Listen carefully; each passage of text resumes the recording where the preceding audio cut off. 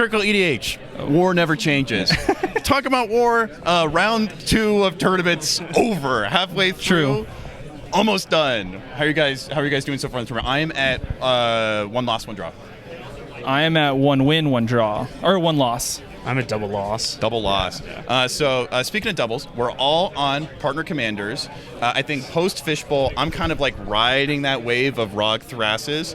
But you guys are playing Thrasios, but something a little bit different on the other side of things. What are you guys playing? I'm on Tevesh Thrasios. Tevesh Thrash? I'm also on Tevesh Thrasios. Kind of walk me through kind of what inspired that decision, because it seems like ROG Thras, at the very least, is a flavor of the month. It seems like it's got some staying power. But also, like, Sultai is a super duper strong color shell. What are some ways that you're hoping to capitalize on that in a way that puts you over and above a player like me on ROG Thras? I mean, I think for me, I just think as far as what you get access to, I think black is better than red. True. Yeah. And I think you just get more pieces of your combo more consistently because you get to run the suite of tutors. You get additional mana, and if you wanted to run additional turns, you can just play blue additional turns anyways. Okay. Yeah, I think what he said, right? Like you're essentially taking out the flares, the wheel for tutors, right? Like that's really why you play black at this point. And you play Dark Ritual, and you get Mnemonic Betrayal, which is a very real card in this meta. I feel like that's almost like my favorite win con at this point. It's amazing. Because it's very similar, I feel like, to Blind Obedience, where you get the functionality of something that's just useful with the capacity of it to translate to a win, except whereas Blind Obedience is useful in some stack situations, and once you have infinite mana, Mnemonic Betrayal is just like a, here I am, better do something. It's one of those cards you can have and go from a very unassuming board state with a decent amount of mana to just uncontestable win. It's absolutely so strong. Yeah, it's so strong. I mean, also just taking the benefits of Tevesh, right? Like Tevesh is not a non-commander, right? Like you're not just playing it for the color.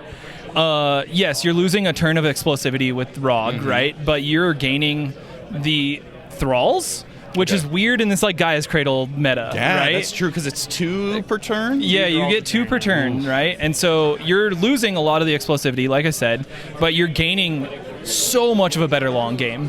And I think that is something I'm willing to lose. I feel like a lot of ROG Thras players, not that any deck can be boiled down to like just 2 cards, but it's 99 singleton, you got to focus on something. A lot of ROG Thras players may say that some of the strongest cards in the deck are Gaia's Cradle and Displacer Kitten.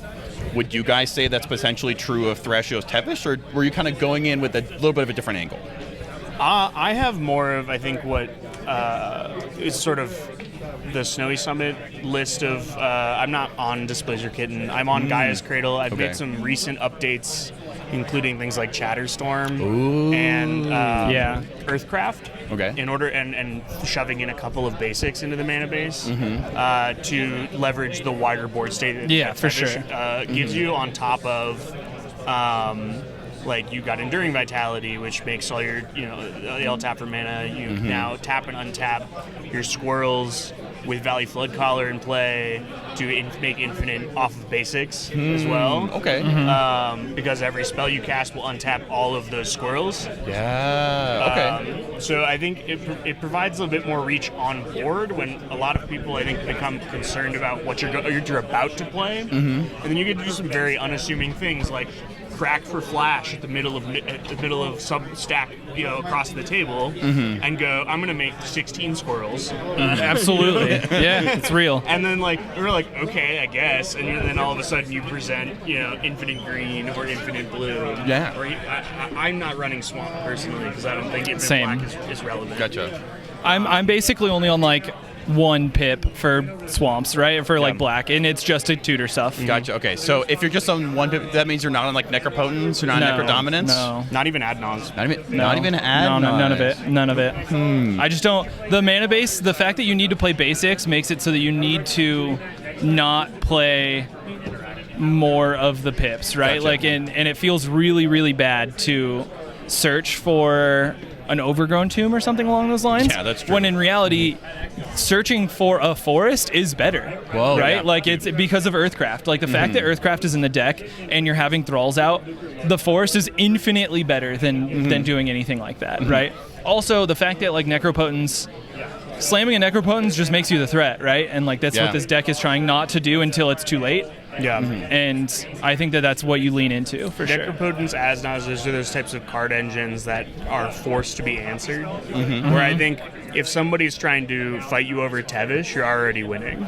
True. Dang, True. that's really interesting. I also think that Tevesh has, because of Tevesh's really funny. minus ability, it gives you a weird leg up on politicking too, because you can offer somebody management of Tevesh to make sure it doesn't ultimate in exchange for other things that, in order to, as a bargaining chip. Yeah. A number of times I've been like, you can have that Bowmaster and you can tag my Tevesh with it. I'm totally cool with having it, but I prefer you tag my Tevesh than anything else. Yeah. Yeah.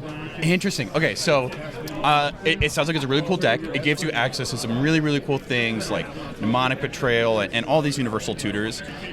We're all kind of like in the milieu of like tournaments right now. What are things you might say to me, like a Rog Thras player, or maybe someone else who's kind of interested in picking up a deck right now, either in favor, like, oh, you should play Thrasios Tevesh because, or maybe like, if this is how you play, stay away. Like, what are some of those things? I think if you're uncomfortable with waiting, like if you're playing red because you want to be the proactive player, I think playing the Sultai version is a bit more. I'm waiting for someone else to be the problem, and then I win on my next turn, or that person's sandbagging. It feels a lot like, not nearly maybe as much sandbagging as Blue Farm, but I think a lot of the time you're sandbagging at least a couple pieces of interaction. Absolutely. And relying on the other people at the table. This is why I think having I've found specific problem playing Thrasios Tevesh at tables that don't have other blue players. Yeah. So I come from Glarb, right? And Glarb teaches you to not do anything for the entirety of the game. and Tevesh Thrasios is very similar. Like, you do not want to do anything for most of the game other than put stupid dummies out and pass the turn, right? Interesting. And Thrasios. and then you're sitting on Cradle and you are cradling for 12 and then drawing 3 cards and passing, right? Gotcha. Like, and it's really, really good. It's a really good game plan. The only problem with it is Bowmasters. Or a Massacre, oddly enough. Do you guys get hit hard by a culling ritual? I mean, we play it ourselves. A lot of the time, I mean, like if we're resolving it, we get hit hard by it. But you're translating that most time into a win. I do think Culling Ritual destroys the version of the deck that I am on because of, like, I'm on Candelabra, I'm on Magus of Candelabra, I am on. Dude, Yeah, just like it will wipe me out. You're forced to respond a bit more. I'm sure. playing the more, I think, win from an empty board state kind of version. Where I'm relying on the Mnemonic Betrayal, or I'm relying on putting in a 2-card infinite mana combo, and if waiting until I could just clean resolve that and Yeah, absolutely. win the game. Well, it looks like some people are packing. Thank you guys so much for your time. I did forget to ask, just for the camera, what's you guys' names? Oh, Austin. I'm Nick. And I'm Eric, and video over! It's recording. Silly rabbit. Critical EDH is for kids. Family-friendly channel, Critical EDH. I'm Eric here with Sam. The great Sam. And great- I'm Sam. Logan. aside from just cereal, this morning we've all had a lot going on our plates. Yeah. So I was on Rock Thras, you were on Cereal. Rock Thras. Cereal. Krark Sidar. Yeah, Krark Sidar. The 2 of the strongest decks right now. We just cut to top 16, 13. Top 13. Yeah. Sam made it. What'd you? finally. How many points and what place? Made it in on 7, got a bye round 2, and then pushed really hard for draws. That's awesome. Got paired into higher seeded players, so my breakers were just better. I was good. having a conversation with Sylvan actually at Snowy Summit, where they said that more often than not, if someone is in a place where they get a bye after the first round, it is almost impossible for them to make top cut. So that's awesome. I think that Yeah. speaks really well to how Yeah. you were able to get your nose to the grindstone. How did you end up? I I did okay. I was 1, 2, and 1. I actually just failed a flip, and something that I thought was like deterministic. So I had to lose one of the flips, and I flipped 4 coins and won all 4 of them. And then I lost because of that. But that's rough. that's all right. It's the deck. Yeah, it's Kirk, right? Yeah, it's correct. I interrupted you. What were you going to say? Sorry. Oh, nothing. I think it was just partially because of the size of the tournament. It's the only reason it happened. I'll take it, though. Like, top cut's top cut, right? How's Rock Thrust feeling for you guys? Like, I think the deck is pretty strong, but how do you feel today? I've had some really rough games. I mulled to 5 round 1. Got blown out by Itali, and then... Oh, I heard about that game. It was okay. It wasn't really a blowout. They flipped my Song of Creation on their first flip. Oh, yeah, that seems pretty good. That seems pretty good. And then you go into the bye round 2. Song of Creation is not a tune you want to hear a Tolly sing it. Round 3 is probably my favorite game I've had today. Yeah? I was seat 1, mulled to 3. Kept... I don't even remember what I kept. Okay. And somehow TNT, who had like a turn 2 tithe, and Lumra, who had like 6 win attempts back to back to back. Like, That's awesome. Deck's cracked. It just puts out wins. Check out the Cocaine Bear. So in this tournament, we had a slightly different structure in which we had still 80-minute rounds, but 20-minute hard cut overtime. So if at the end of the 20 minutes, the active player has an additional 20 minutes or whatever after 80, at the end of that 20, the game just ends. Game over. Did you guys feel the additional like pressure and kind of like trying to move things along? No, not really.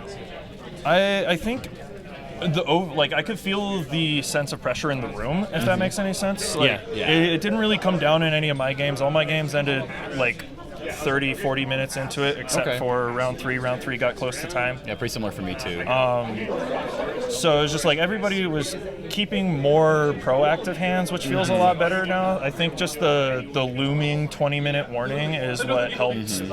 Like, not a single game has gone past like really 15 minutes over. As someone who is a part of the problem, I'm a yapper with a capital Y. Yeah. I thought it was a great way for me to, like, at the beginning of each round, think that, like, okay, Eric, deep breath, hold it, and then don't say anything until like you're supposed to, because I think it kind of incentivized everyone to keep things moving. Because sometimes you wait to have the let's keep things moving until there's one player winning right there in time. And I think it was a good way of communicating to players, for the most part, they're like, hey, let's keep a good pace. Yeah. I also really like that I had suggested that the judge announced the time every 20 minutes. Yeah. And instead of just having a clock up on the wall. Yeah. But that's kind of like every 20 minutes you're like, like there's another quarter of the game gone. Right? Yeah. Or 1/5 if you're counting the overtime. Yeah.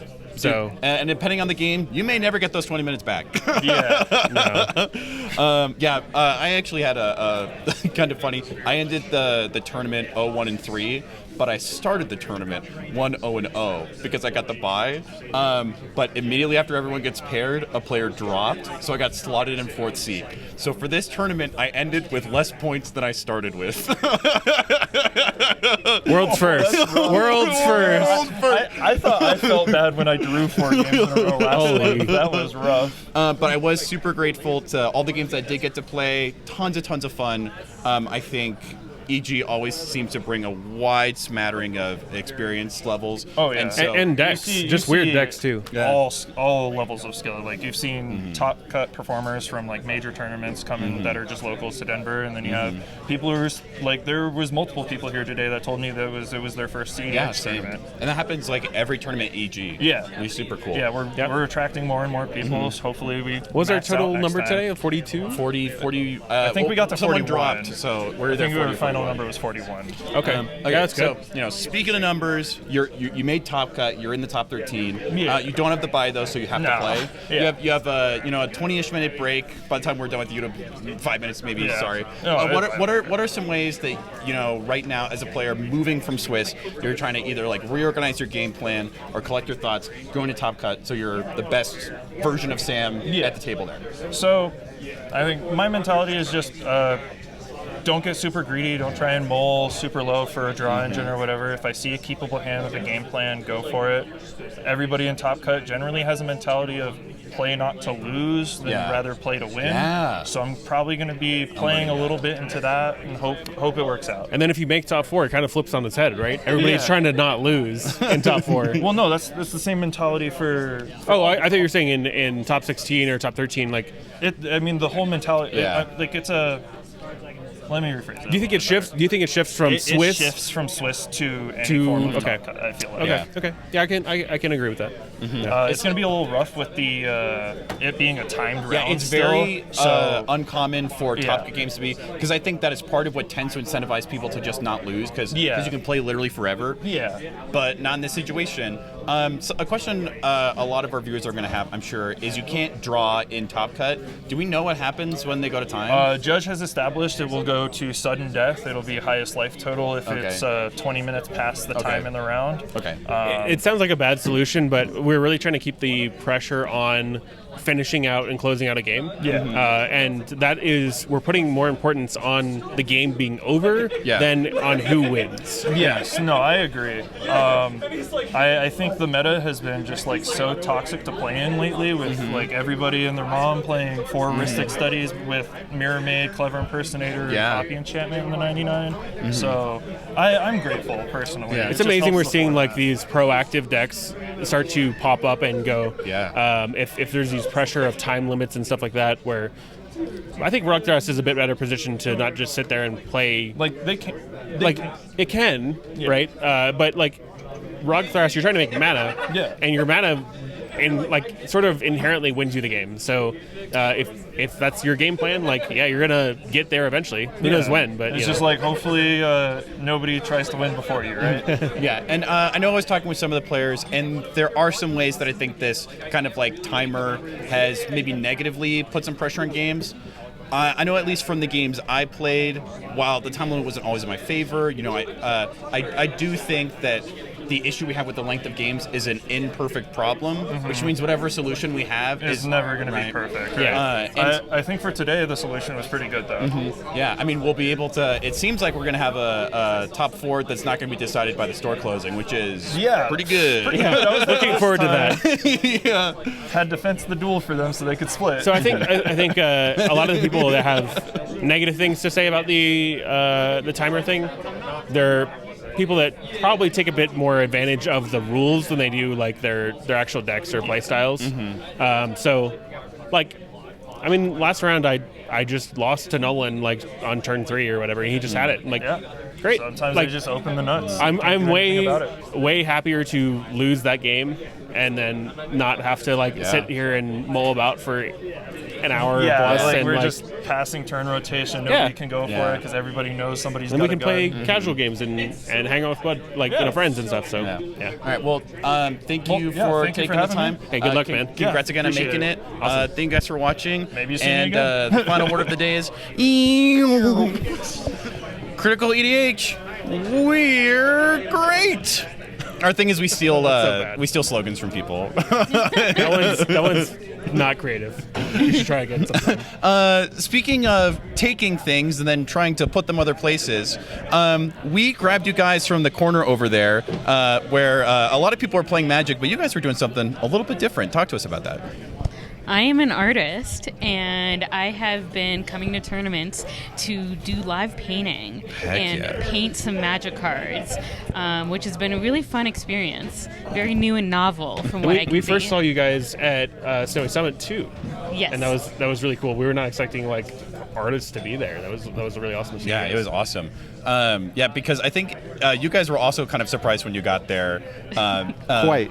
But you said that over the course of the day, you said that you were always busy. People were always stopping by. Well, the funny part about it was we didn't know of the tournament at all until about a week before we got an invite and was like, hey, do you want to be one of our vendors? And so we expect oh, there's going to be a couple shops and we'll just be in the corner. Turns out we're the only vendor posted up right by the door. And we had maybe 10 minutes downtime at the start of each round, and then had people, hustling, bustling us all day. You guys probably get to see people at all stages of their like tournament experience, right? They just won their game, turn one, high as a kite, and then the other person who also lost their game, turn one. You guys probably see people emotionally all over the map. I think the most intense emotions come in at the end of the day. It's where we get some impulse buys, impulse spending. At that event, you'd given away a Batman Soul Ring, is that right? Yeah, that was honestly the most fun part of that day, and I'm so glad that I painted something to do a giveaway with, because we were the only vendor. It felt kind of like I was like the main event, it was a very hype moment when we announced the winner. Right, when the drawing, everyone wanted to win, but when it wasn't them, everyone still clapped and was cheering them down. It was the Magda guy, right? Yeah, Nick. Way to go. We met him in San Diego at Fishbowl. Good for him. Yeah. He was so happy. It made me so happy. So. Oh, man, I should have asked him to see it. I just think it's so cool that, so when I first started going to tournaments, because I know you also have a big background, because you went to a Grand Prix and everything. I have this in my mind, Magic tournaments are like a chess match. Everyone's sitting down and they either look angry, constipated, or both. But I feel like in Magic tournaments, everyone's talking. Even the vendors are there. I feel like you guys were really really great, talking with people, kind of engage them in conversation. And then I know a lot of people, in a very positive way, impulse because they didn't realize that services like you guys offered art-wise were available. So you mentioned that you do alters. What are some things that what's the elevator pitch for you guys? What are things you hope people know about you as an artist who alters Magic cards? Well, number one, I have to remind people these are hand-painted cards. A lot of people, when they think of alters, they think of proxies. Yeah. And, there's a lot more work that goes into it when you're physically hand-painting, fine detail. So I hand-paint cards with acrylic, and I work mostly with commissions. So I'd love to take your idea and make it come to life onto a card that you love. Dude, that's awesome. Yeah, it's in CDH we're a very proxy heavy format, but just the fact that you're painting it automatically makes everything you make a one of one. And that's pretty special. I was talking to you earlier, and we were just chatting about how you do your process and stuff like that.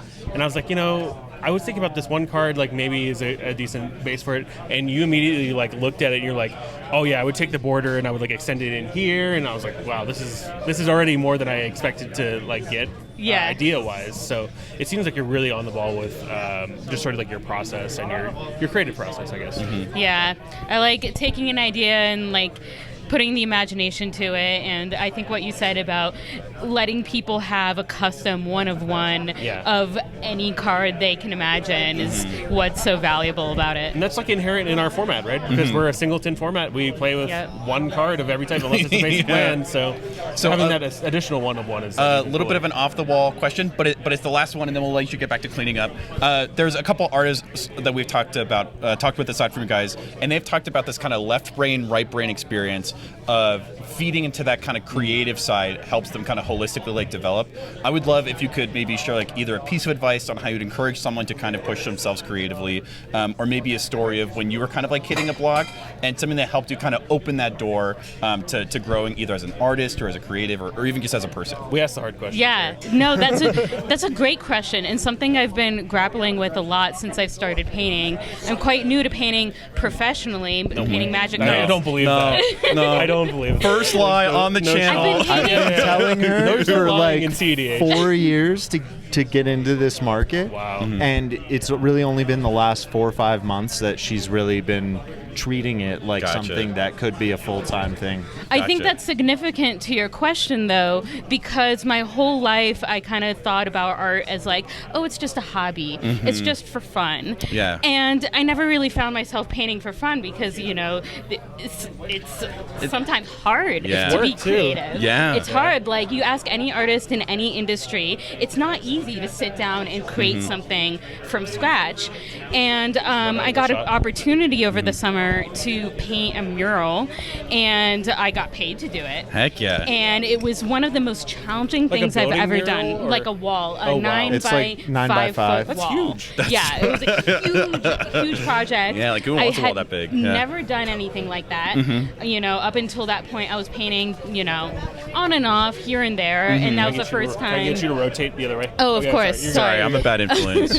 Here, I'll balance No, you Eric- out. Eric is Okay, not- yeah. as you were saying. He's known for turning his back. No, to the I'm camera. sorry for interrupting. I want to hear what you have to say. You're good.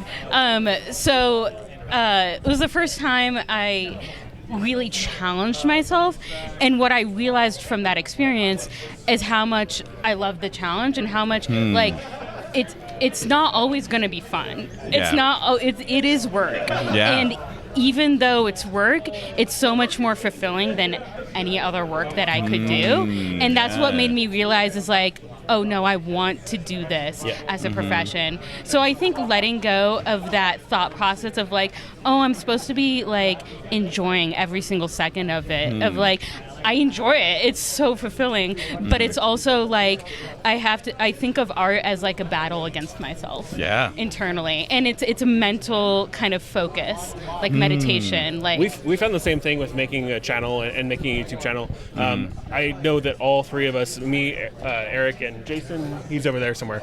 Probably winning or something. Probably winning or something. Yeah, I don't know. We have to put in a lot of work to make the channel work, and even though we love it to death, it still ends up being like partially a job.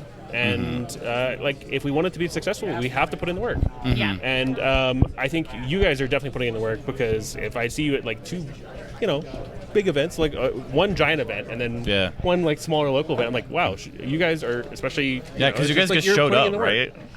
I started painting magic cards over the summer, so Yeah. it's been about I want to say it was like late summer, like September. summer. That's crazy. That whole So, binder came from just the yeah. summer. That's awesome. Do you want to show off your binder a little bit? sure, yeah, I know Yeah. that this is not something we normally do, but we Yeah. have a good enough camera, hopefully, that we Yeah. can absolutely. pick up some of this stuff. Oh, I don't. Did you say your handle or anything? Yeah, we'll definitely No, put you guys' so information in the I- comments. Yeah. My I don't have a website right now, but my best resource is my Instagram. Instagram, right. Eden Alters, spelled like Eden. There's a screen up top. At the top. At the top of the camera, you can see it. You can frame it there. We'll throw a link I was in the gonna say description. you guys can have one of these flyers. Thank you. I'll go fix the focus. Hold on. So it's Eden Alters on Instagram and other platforms as well.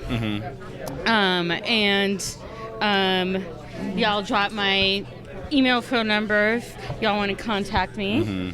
Oh, there we go. There it is. And then if you want to take out Dude, a card or two.